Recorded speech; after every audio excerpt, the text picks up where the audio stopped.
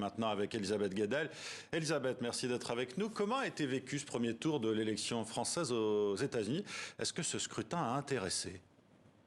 Écoutez, les Américains vont certainement regarder de plus près cette campagne de l'entre-deux tours que celle du premier tour, qui a été largement éclipsée par la guerre en Ukraine. Et d'ailleurs, dans ce contexte de conflit sur le continent européen, les médias américains s'inquiètent de voir la candidate nationaliste aussi proche du pouvoir en France, avec cette France qui est la seule puissance nucléaire en Europe, qui est l'un des 5 pays membres permanents du Conseil de sécurité ici à l'ONU. Eh bien, qu'est-ce que l'élection de Marine Le Pen pourrait signifier par rapport à l'unité et la cohésion du camp occidental face à la Russie?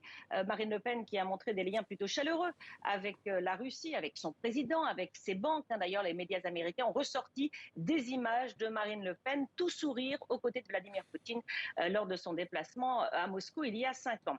Les médias ici également soulignent l'effondrement des deux blocs traditionnels gauche-droite en France, qu'on aurait pu craindre aux États-Unis au moment de l'élection de Donald Trump, mais ça ne s'est pas produit. En revanche, la campagne de Marine Le Pen, axée sur le pouvoir d'achat des Français, eh bien, fait écho ici à l'approche des élections législatives du mois de novembre. Vous savez, les mid-terms.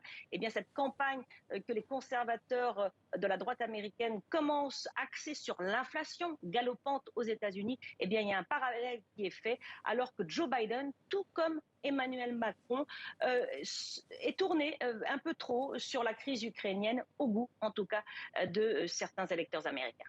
Merci Elisabeth Guedel en direct de New York.